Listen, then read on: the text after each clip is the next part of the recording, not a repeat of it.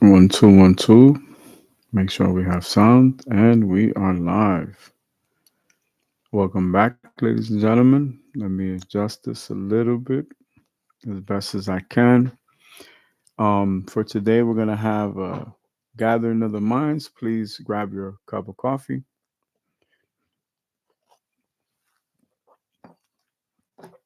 and let's begin. Little by little, we're getting back into a rhythm and into a groove.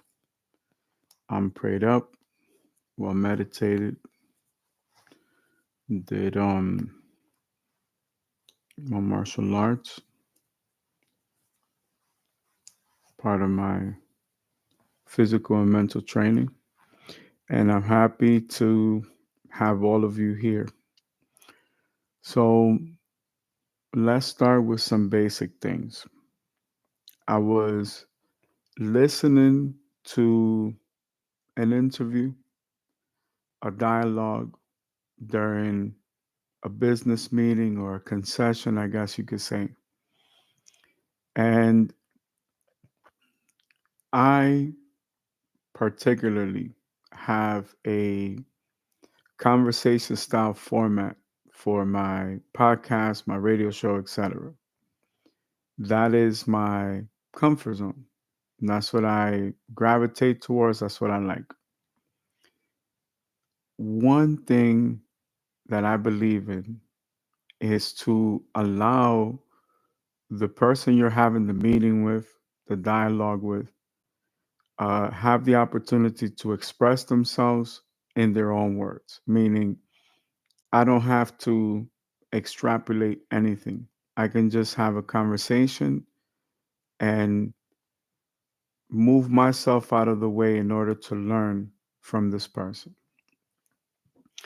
In the process of this dialogue, this particular person asked a question that was not only inappropriate and it came across as perhaps a little disrespectful or let's say spiteful, obviously to impress the company that he works for, right? So you got two companies kind of in a negotiation. So he's not looking at the long term. When he asked this question, he doesn't know that people such as myself are heavily invested in this technology. And a beautiful idea is born. When this person makes this question, he's literally giving away the formula, right? Of this product or service that it would be a genius idea to bring it to the market. Well, it goes to show you that life will pay the price that you ask for it because his concern is moving up the corporate structure in the corporate ladder where he works as a professional. This is his day to day. So who knows all the responsibilities he has tied into this position, right? Gives away a multi-billion dollar idea, which the other company didn't even realize. But I'm paying attention, I'm taking notes, and I'm like, I see a trend of a wave of businesses going in this direction, but the potential is over here on this side. And I remember thinking to myself, that's something that I want to discuss with my students because how many opportunities may you be passing up because you're unwilling to have an open mind to learn? I remember when in the developmental years of my investments, portfolios, my companies, I was very coachable. You know, I wasn't afraid to ask a question. I wasn't afraid to work a little bit harder. All of those things were, extremely important to me. And it has made all of the difference. And I think that's kind of what I want to share with you guys because one thing that's uncomfortable, me owning several podcasts as part of my portfolio. Um, the worst thing or the most uncomfortable thing for me to listen to is a interchange or a dialogue, let's say a podcast. And both parties have interesting standpoints, but there's only one person being interviewed. And it's disheartening to hear when a person is trying to express themselves and is unable to, and the person doing the interview, instead of helping, they're derailing the focus of the conversation. So it's a lost opportunity, especially when a figure, let's say a celebrity, athlete, a superstar, or somebody of significant importance is being interviewed. It's very rarely given the opportunity to completely express themselves. And that learning opportunity is distilled for not only the political values, but the entertainment value. Instead of the education value, the cultural value, the historical value that continues to pay the gift forward, right? What I ask all of my mentees and my students is to pay it forward.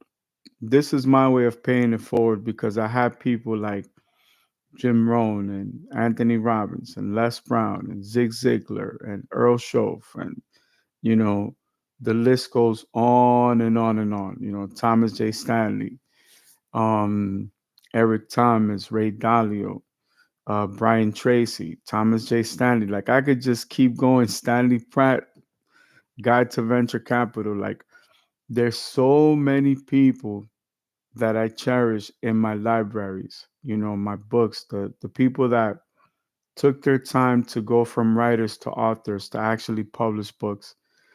Um, I'm in the process of relaunching some of my books. Um, I'm in negotiations. My books are no longer on Amazon.com, but you could go on my LinkedIn and you could get them directly from me, so it's okay. Um, Basically, that's one of the things that I wanted to kind of discuss. I also have been thinking about like having different segments. For example, for engineering, and remember all these things like I have in my notes, right? For engineering, we are in a sense very advanced for the summer classes and the summer courses because just to name a few, we need to go with um, top speed records, and we're gonna go all the way through the whole storyline. So we're talking 200 miles an hour, Porsche 959, Ferrari F40, Lamborghini Diablo. That's the first nucleus, first gen. In the background, you have the Moroder Cizeta V16. You have the Bugatti EB110 GT. You have the Jaguar XJ220, McLaren F1, Ferrari F50, much after because it's a newer generation versus F40. Um, you have the Pagani Zonda, which is extremely relevant. You have all the GT class cars, especially from the Japanese domestic market from mid 80s all the way until the mid 90s. The over engineering, the overcompensation. We have to go through vehicles like the 944 Turbo, 968, 928, um, BMW M3, that generation, the 80s Mercedes Benz E Class, but the racing version, like the McLaren status version, the Rentec version, all the way through everything that has happened up until now. Because even though I can sell you a Porsche, Ferrari, Lamborghini, I do have my own company and I am still a collector at heart. And I find it very hard to commit to a lot of these cars from a personal standpoint, not from an investment, because those investments are secure because there are people looking for that those type of vehicles. But personally, I'm gonna be honest with you. After administrating, several new Xeon 6.3s, I have a few roasters, a few hardtops. I still went back to the configurator and built me a ZR1. Now I'm going to build me a Stingray. Um, and again, I am kind of sad to call each iteration by its specifications. Um, it's like the SW20 and the SW21. SW21 is is my jam. You know what I mean? And I always knew that it was a different car because it handled phenomenally. SW21 is like an NSX. SW20 is like a mid-engine Celica. If that tells you everything, you know what it was missing, four-wheel drive. That would have been the only thing. But and it's not even that it can be customized, but just to give you guys an example. So let's start with that theory, right? That way we can jump back and forth, and we could change focus if we have to. Okay, because it's better to do it conversation style. That's the copper orange. um I sold the Ariancio Borealis. I have a copper orange. I have a green spider, gold wheels, gold lining on the carbon fiber. I still have the purple and white one. Mm, well, I have a blue spider, two-tone blue. That one's in a different part of the country, and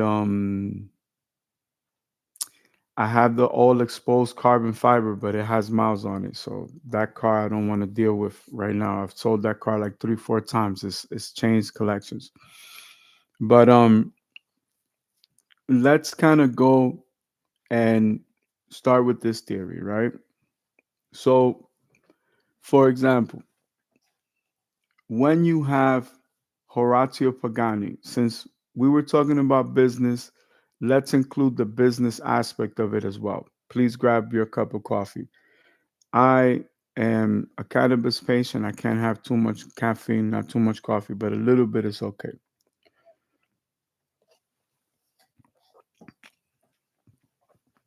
So Horatio Pagani migrates all the way from Argentina to integrate in Italia for, one of the big two manufacturers. He chooses Lamborghini. He had an offer in Ferrari, but he chooses Lamborghini. As he grows in the company, he specializes in everything. Remember, Horatio Pagani started sweeping and mopping floors, but he knew that this was his dream. This is something he had been doing his whole life, kind of like Gordon Murray. The opportunity presents itself where he's in charge of these carbon composites, which can be made out of fiberglass, Kevlar, a combination of both, or carbon fiber. So not only does he head that program, but he also heads design and engineering. The 30th anniversaries, were designed by him. So he made a lot of corrections. So in those corrections, plus what he was learning with composites, which is my specialty on the military spectrum, as far as my designs. Well, when you're designing and you're mastering the art of creating the component, you're automatically subsequently going to design a superior product because you understand the process, and form is going to follow function in both directions, if that makes sense, because the way that you can put it together in the assembly or the manufacturing.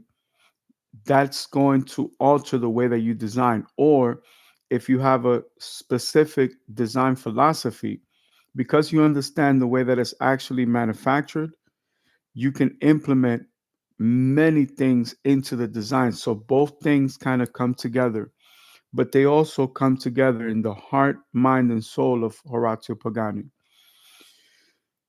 At this time, he was so humble that him and his wife would ride their bicycles to the factory.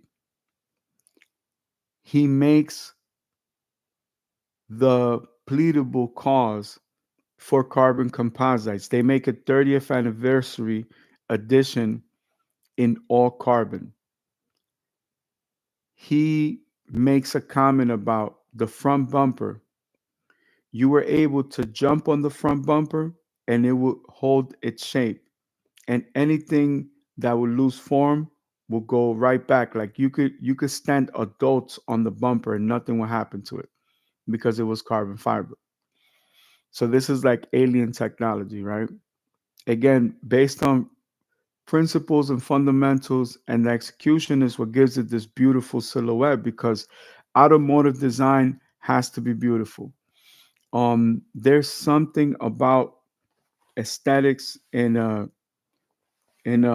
automobile that is kind of mandatory, in my opinion. It's kind of like it's just, I don't know, you know. Think about a beautiful flower, a beautiful rose. Why did God make it so beautiful? I have no idea. But does it serve a purpose? Of course it does. You know what I'm saying? So he invests this money in this technology, which is equivalent to technology back then, and he buys the autoclave. This is like an oven where you can take componentry that you make for automotive, right?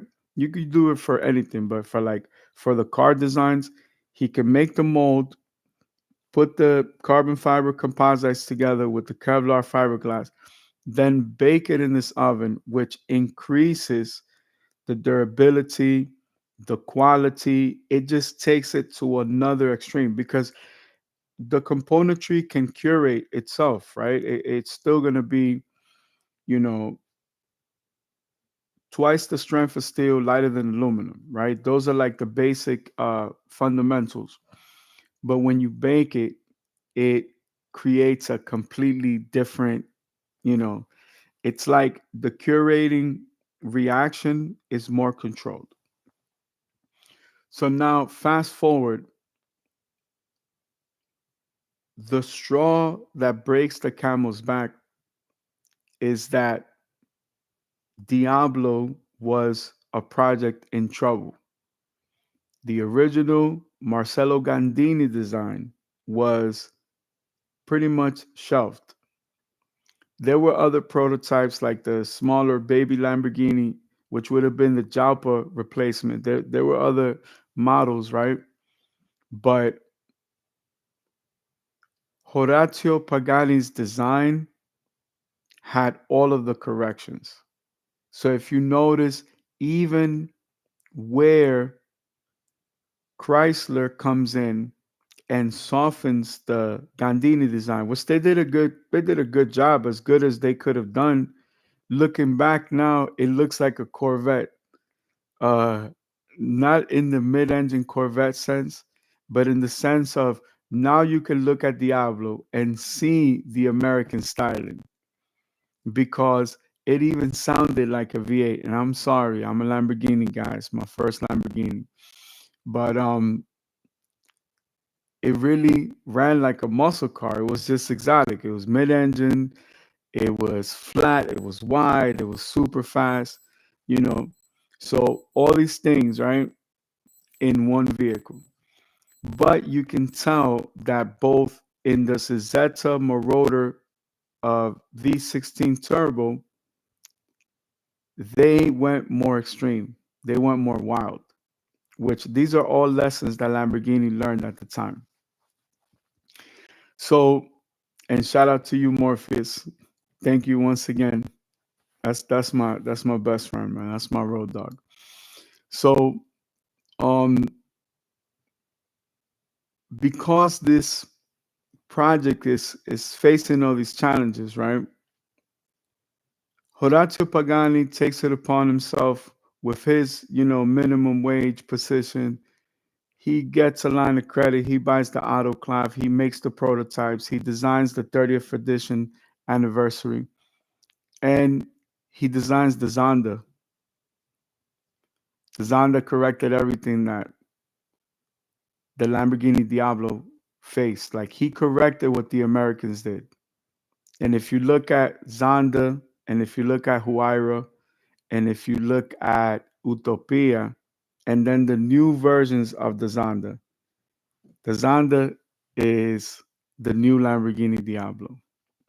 From a V12 standpoint, technically, this is a good one for my design engineering students. Technically, Gallardo is the new Diablo. That's why, as much as I love Murcielago, Aventador, Revuelto, and all the series afterwards, in my heart of hearts, I'm still a Lamborghini Diablo enthusiast. So the closest thing to that is any Gallardo, which is the underpinning for every Huracan, and only changes in series with Temerario because it's V8 twin turbo. That's a mouthful. Okay. So, from a historical standpoint, at that moment, there was a need for the NSX as the balance because the NSX changed the game. But see, the NSX deserves its own shrine. So it's unfair to speak about the NSX in this context because we're going for top speed, right? So Chrysler owns Dodge, Plymouth, Jeep, all these other brands, right? So all you have is the Lamborghini Diablo, which is close to $250,000. Some models a little bit less, some models a little bit more. You have the Dodge Viper, which is also a Chrysler product, and it's between 50, 60,000. Why is that important as a figure? Because for 40 to 45,000, you have all the legends from the R32, the R33, the R34, Nissan Skyline, Mitsubishi GTO, better known in America as the Dodge Stealth or the 3000 GT. VR4 is top of the line 3000 for Mitsubishi, and Stealth RT twin turbo is the special one. But those are six-cylinder cars. Those are more targeted towards Porsches, which is like the supercar that every sports car wants to be is a Porsche, right? But see, if we talk about the 911, if we talk about Porsche, now that's a whole nother universe, which we cannot open that kind of worms, right? So in between that, because of inflation, because of how exclusive it was, a monocell all aluminum frame, the NSX. Skyline had an inline six twin turbo bulletproof engine, four-wheel steering, four-wheel drive. 3000 GT, four-wheel steering, four-wheel drive, twin turbo, active aero. RX-7 is rotary, rear engine, twin turbo. Um, the M3 inline six, rear wheel drive, rear transfer case like the Porsche 944 turbo. Um, what other cars run in that category? Fairlady Z. It came naturally aspirated, automatic or stick shift. Came twin turbo. It came two-seater. It came four-seater. It came convertible. So its market share was ridiculous. There was a Z for everybody, right? Even the twin turbos came automatic, which is ridiculous. Again, over-engineered engines, dual overhead cams, variable uh, valve timing. They all have their version of it. It's amazing. But the NSX, it's a naturally aspirated. high revving V6. It doesn't sound like anything else. It's 90 degrees, which is what? Ferrari shit. We know the NSX is a prototype that Ferrari, discarded. The only thing they changed from the prototype to the production car was the four-wheel drive train, and each company kept their technology. And the front hood that you can see on the Type R for the 2002 to 2005 NA2, which is the second generation of the NSX. So for Honda Acura, the four-wheel drive system became super handed and all-wheel drive, which you could find it in any Honda Acura model. For Ferrari, they didn't introduce it until the not only the GT4 Lusso, but there's another model before the Lusso. That's where they put the first four-seater, first four-wheel drive train. Now they have Pura Sangre, but Pura Sangre is a 12-cylinder.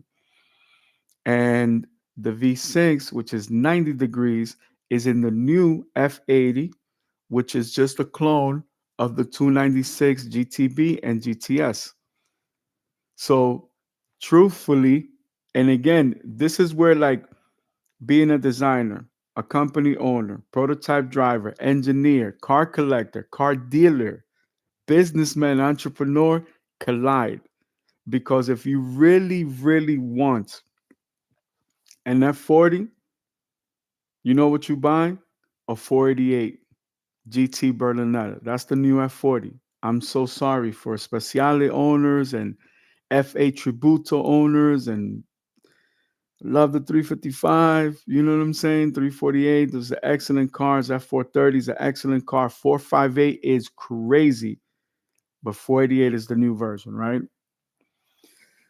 So 296 GTS and GTB is the foundation, different series for the F80. Again, going back to SW20, SW21, right? A cup class cars is your Civics, your Integras, your CRXs, your Preludes, which same wheelbase as the 959. Don't get me started on the Prelude. That car needs its own thing, right?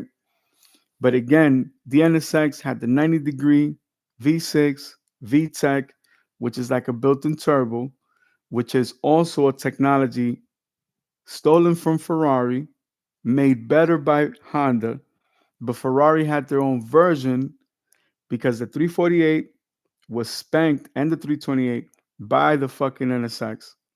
And all they could do was number one, beat them with the transmission, which is the 97 355 F1 Berlinetta and the Challenge Stradale Berlinetta.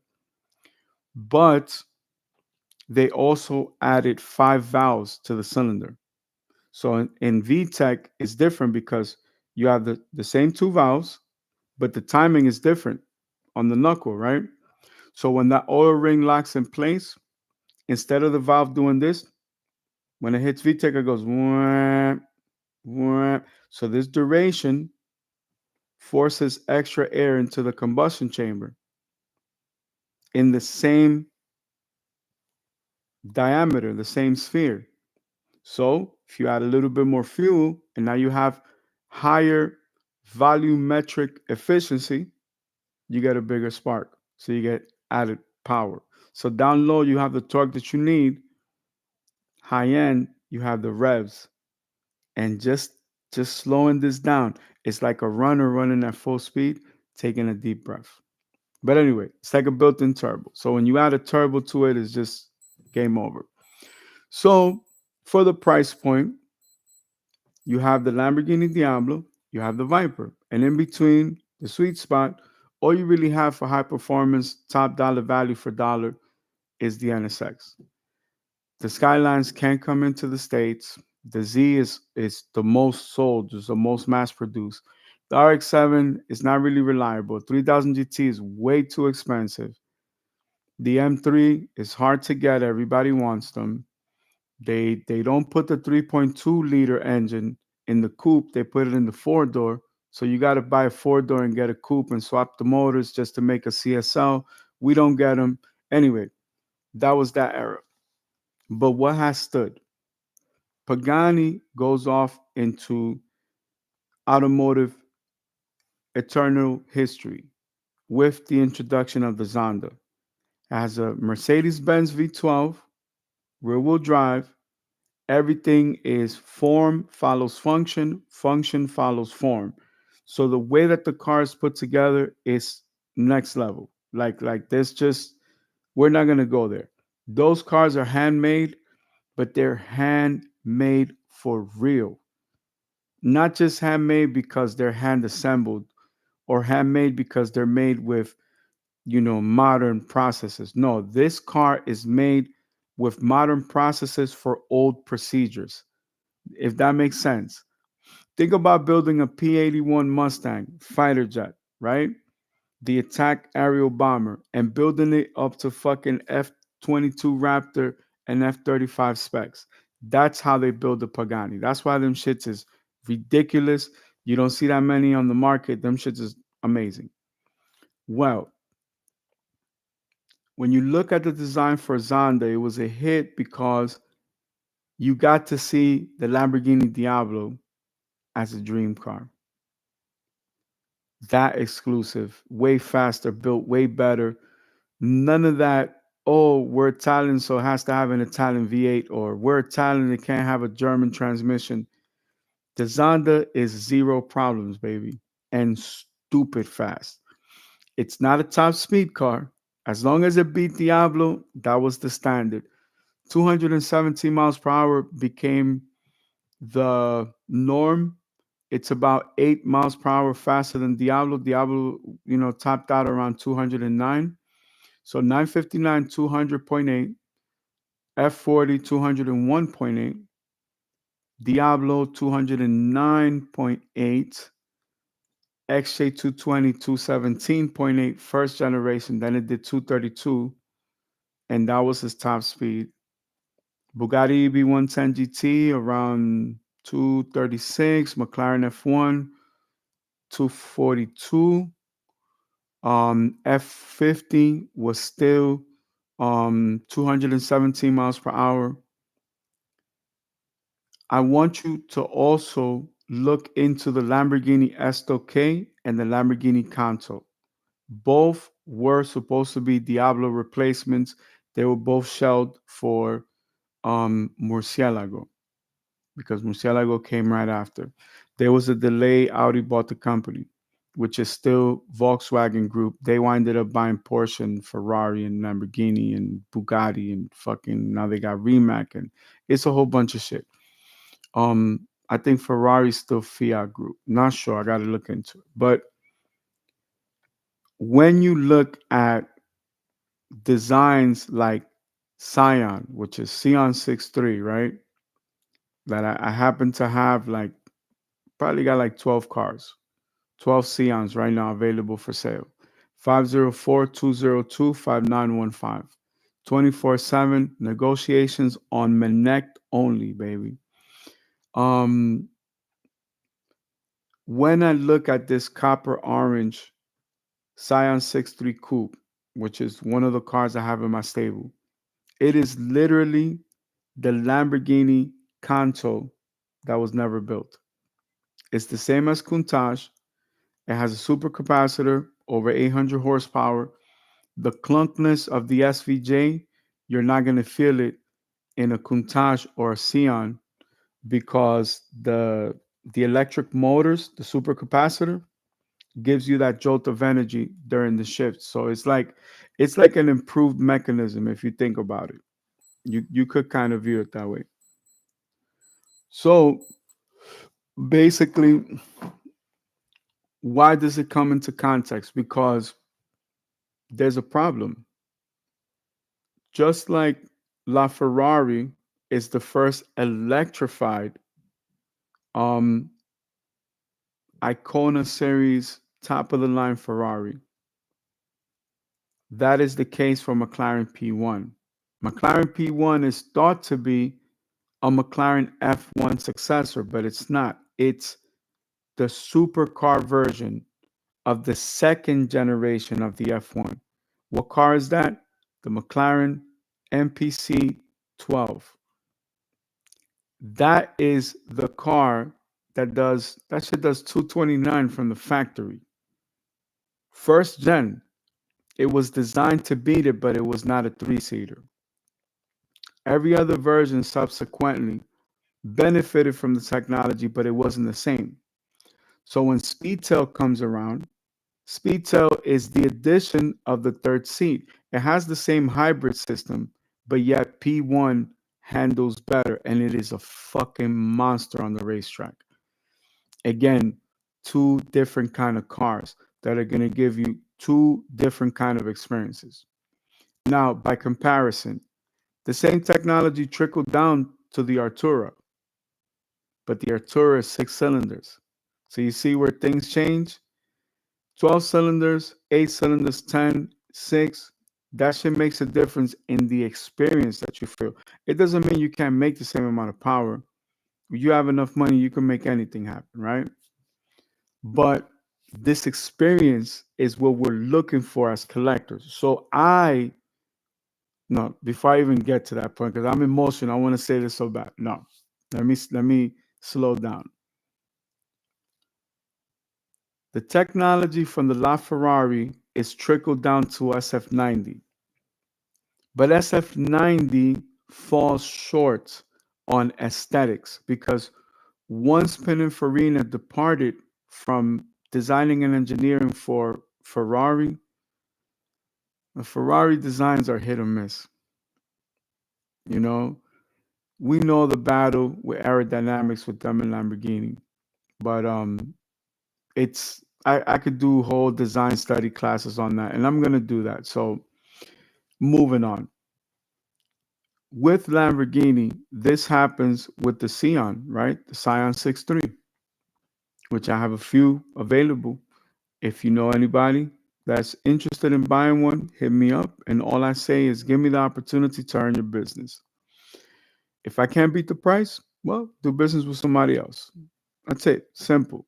Simple offering, simple price, right? Simple. Now, that technology also finds itself in the Ferrari 296 GTB and GTS. But remember, it's a 90-degree V6 and it's a hot V6 layout, meaning the turbochargers, the manifolds are built on top of the heads. So, because of future regulations, things that you see that the XC220 was the greatest of all time, even at a 3.5 liter V6 twin turbo, was the fastest car in the world till it was fucking beaten by, fucking Bugatti and McLaren. Best of the best, right? Ford GT, third generation, is a 3.5 EcoBoost V6 twin turbo. That shit won Le Mans. So I don't want to hear shit, right? AMG GT, fastest car through the fucking Nürburgring. And what do you have? You have the F80, which is supposed to be spiritual successor to the F40, which is bullshit because it's marketing. F40 is V8 twin turbo. Sorry. All that shit is a super duper modified fucking 296. The 296 is beautiful to me because it reminds me of nothing more than a GT40, which is the original shape that Lamborghini copied when they came out with the Miura. I have a whole engineering class on that. So that's a master's degree. Um, and that is in my master classes. But just to give you an idea. So now, after Lamborghini releases Scion, right? Scion 63, Lamborghini has to replace the Aventador. Aventador is single clutch. Revuelto is dual clutch, but Revuelto is also electrified, not like Scion 63, which has a supercapacitor. Revuelto has a plug-in hybrid system, and it has three different engines, two and two front differentials, one in the rear at the transmission. Game over. 1,000 horsepower. On average, they're going from 700 to a million plus, right? It's only 1,000 horsepower. The new Corvette ZR1, it's 1,000 plus horsepower from the factory. That's not even, I'm gonna get 3,000 horsepower from that engine because it can handle it, right? Top speed 233.9 miles per hour in two directions. One direction it does over 234. MSRP 200 grand. My prediction on the streets is gonna be no less than 800, half a million to 800,000, just because of its top speed. So is it gonna go for double MSRP all day? It's the first one too, first generation.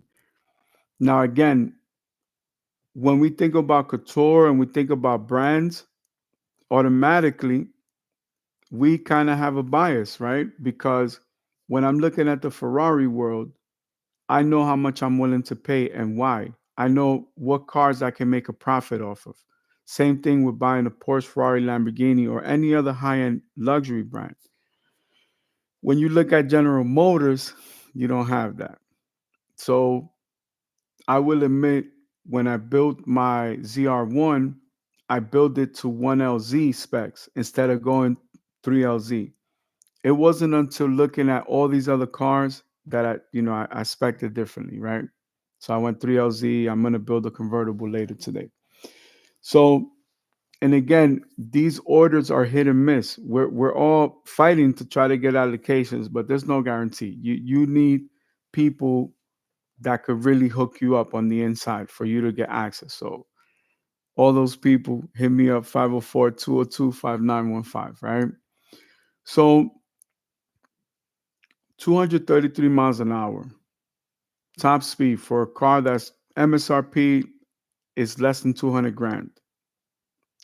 I find it hard to commit to buy a $5-6 million supercar for personal use because performance wise, it's impossible. I'm going to give up 50, you know, uh, 50 fucking Corvettes for one fucking Lamborghini. Not going to happen. You get what I'm trying to say? So when you go down the model range, E-Ray is all-wheel drive. You could twin turbo it, but then they give you the basic motor, right? Z06, it has the good motor, but it's not turbo. It's not really forged or re-strengthened as much as ZR1, and it's only rear-wheel drive. ZR1 is good, but you can't help but to think about Zora, right? Supposedly, there's rumors, there's prototypes running around. Then you have the equivalent of the new NSX poor man's version of what it represented in the market at that time. But really, to me, is the SW21. Everybody went for the SW20 because it was turbo and the motor was this, the motor was that. SW21 handles phenomenally. That car is crazy by itself. From the factory, that shit is a supercar. Give me 1 second.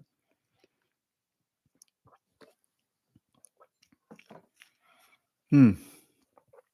So, taking that into consideration, even at the price point of, let's say, ZR1 going for half a million plus, when you look at a Stingray for what used to be 60 grand, inflation, believe it or not, it starts at 68,000. And the Spider is like another 8 grand. It's very hard to beat the value. You know what I mean? Very, very hard to beat the value. So now, why is top speed important? Because you have other companies competing right now. You got companies like Hennessy that started building 3000 GT VR4 twin turbos. Now there's a Hennessy version of any car you could think about, from Vipers to Camaros to Mustangs. their whole series is crazy. But really, it was the Vipers that they broke a lot of records with them Vipers, right? They got the Hennessy Venom F5, but they had the Hennessy Venom GT before that, the Liv Tyler car, right? Which it was just a Lotus Esprit stretch chassis, right? Now you have Rimac with the Navara series, Pininfarina with the Batista series, same car. You know, Rimac merged with Bugatti and everybody else, Koenigsegg, Pagani, they're all going to be part of the same umbrella. Now, Koenigsegg does his thing, breaks all the land speed records. I mean, Koenigsegg is just pure performance, right? Like just fucking unbelievable speed. Well, think about the foundation for Koenigsegg. It's like the fucking uh, supercars GT Le Mans, which is like a copy of the GT40, but it's more a GT40 and a Corvette in one car. So it's technically, the first mid-engine Corvette that you could build yourself. You couldn't buy it. So there's no point in talking about Serve 1 and 2 and 3, which are the concepts that's what the mid-engine Corvette was supposed to be in the early 90s, late 80s, right? During this race. And the engine was twin turbo V8 dual overhead cam. The shit was a monster. We're gonna do a whole class about it, so I'm not gonna spoil it. And the Banshee concept is part of that lineage too for my design students. But the same formula can be found in the Hennessy Venom and even the GT series. No, I think GT had a Viper engine. No, I would say the Venom series. All it is a fucking beefed up LS block design tuned to make over 1,000, 1,500, 2,000 horsepower. But remember that the Japanese cars were doing that in the 80s and 90s. People like myself were making a lot of money with those cars back in those days. So again, we fall back into this same place, right? If a Koenigsegg has nothing more than a Corvette engine beefed up, then what is it? It's a fucking Corvette. If the Hennessy Venom F5 has a beefed up LS engine, which is a Corvette engine, then it's just a fucking Corvette, right? What else is there? The Lamborghini is overpriced and the front end needs work. That shit is just ugly. The front end on Revuelto is just not. I know it's a better, newer car, but it's the shit is just fucking hideous, right? it just looks like a broken car in the front. Um, SF90 is, I think, a better car than F80, but F80 is a beefed up 296. So if I want that shit, I'll buy a 296 to save the money and have something newer that everything works, right? So you start to look at things differently. So why not go for a Stingray for 70,000 and turbo it out? I'll put another 50, 60 into it and be at 140,000 and have a car with 2,000 horsepower. Where are you going to find that kind of value? And again, I'm giving away the formula because my company is going to focus on doing things like that. So this just kind of gives you an example of where I am, where from a business standpoint, I understand the need of the market for collectors to be emotionally attached. For example, I have a Xeon 6.3 Spider. It's a it's a lavender green. That's the best way I could describe it. And I mean the lavender oil, which is like a yellowish, greenish, Green Ranger status. Like there's a famous Pagani Huayra that I christened the Green Ranger. This one is the Green Ranger's color but with more depth to it and more clear coat. So it's a very unique car. I have a blue one that is two-tone. They're both roadsters, right?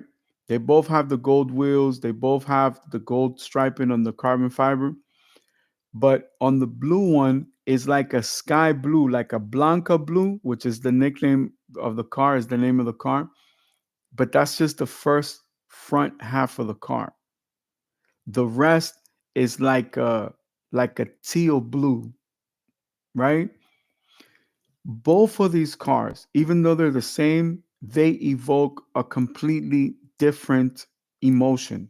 Same car, both owners that spec the cars, they knew that they wanted it a certain way, but in execution is different. The blue one is more like a Monaco car. It's more like a colder climate type of experience. It can be tropical, but it has to be a colder climate. That's the emotion that's evoked by this car.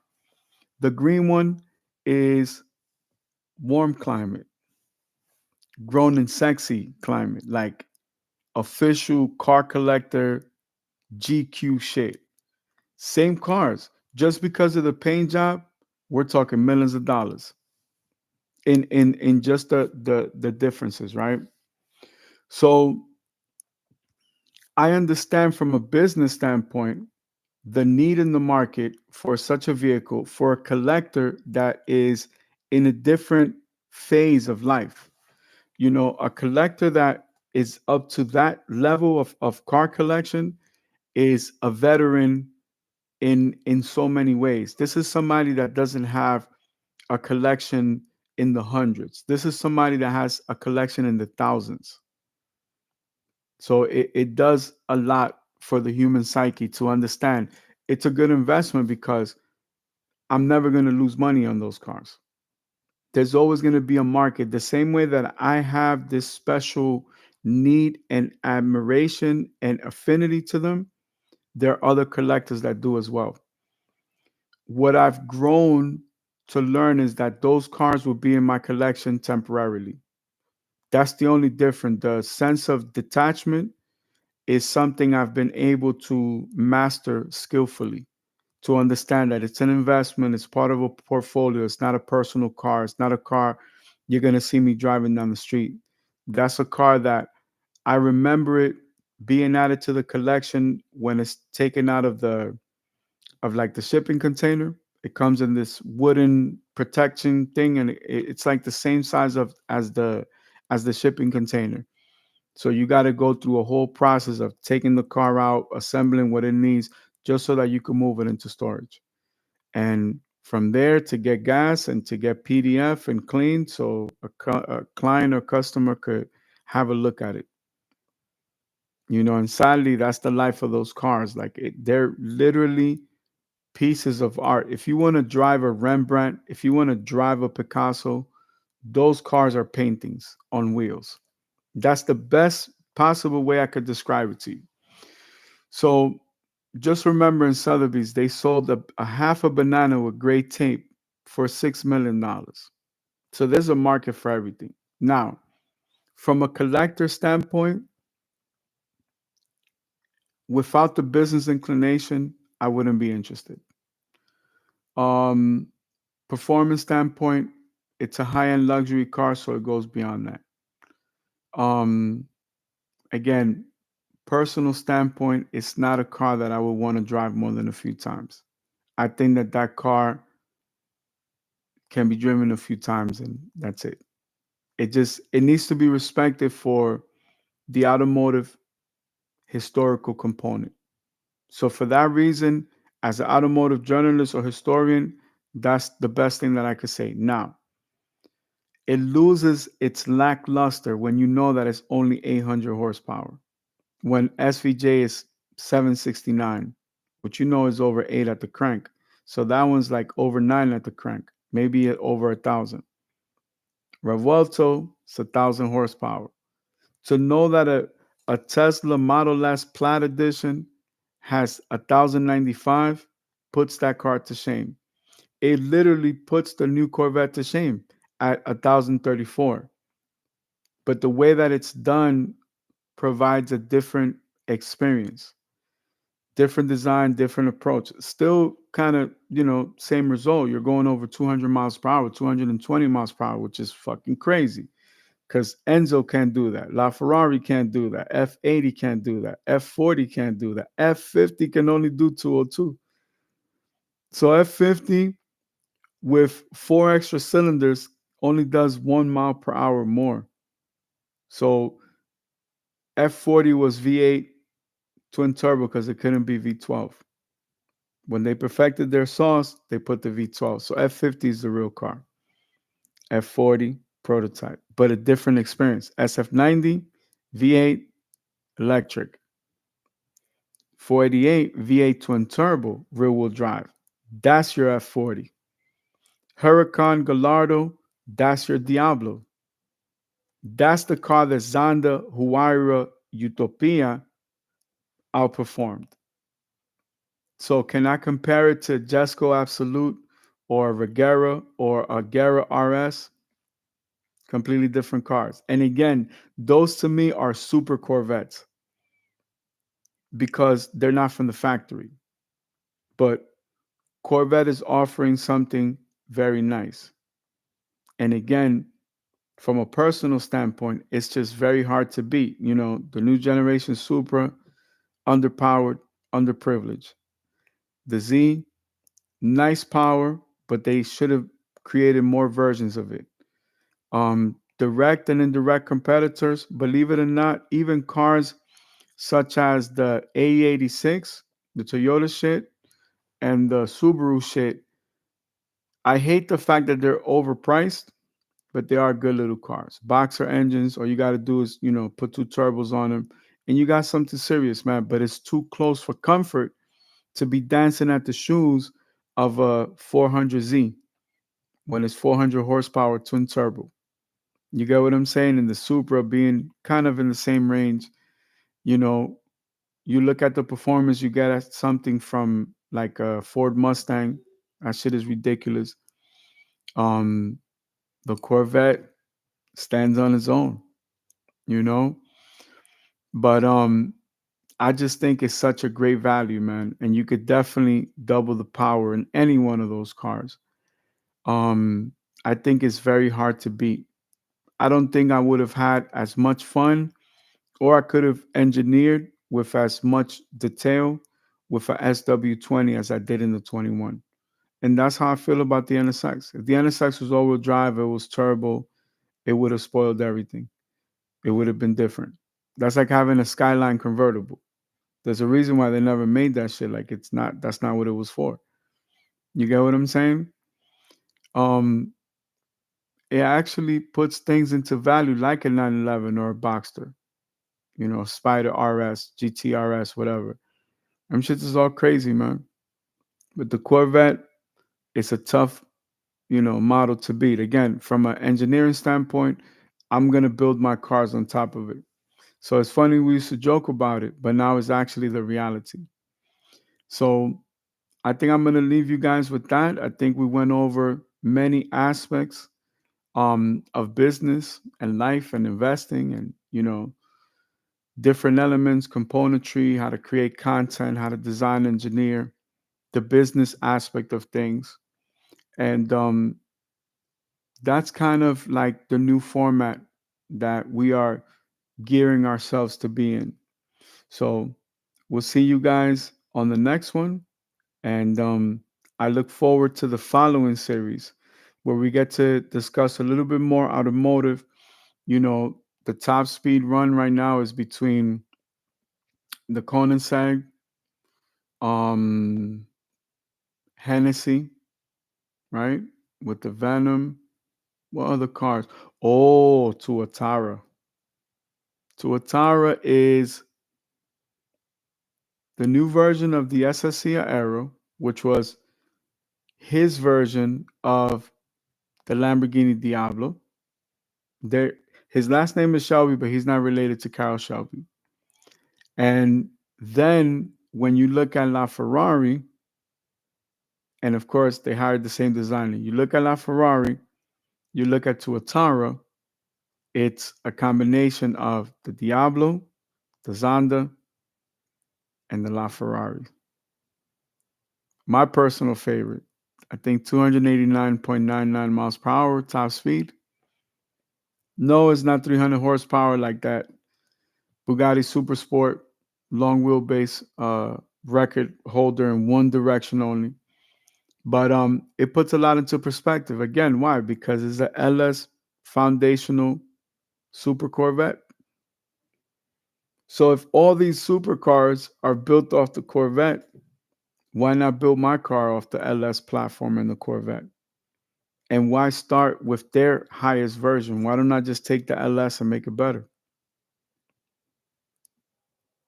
Good question. What's the answer, right? Thank you all for your time. I think if we keep going, we'll just spoil it. This has been an amazing gathering of the minds. God bless.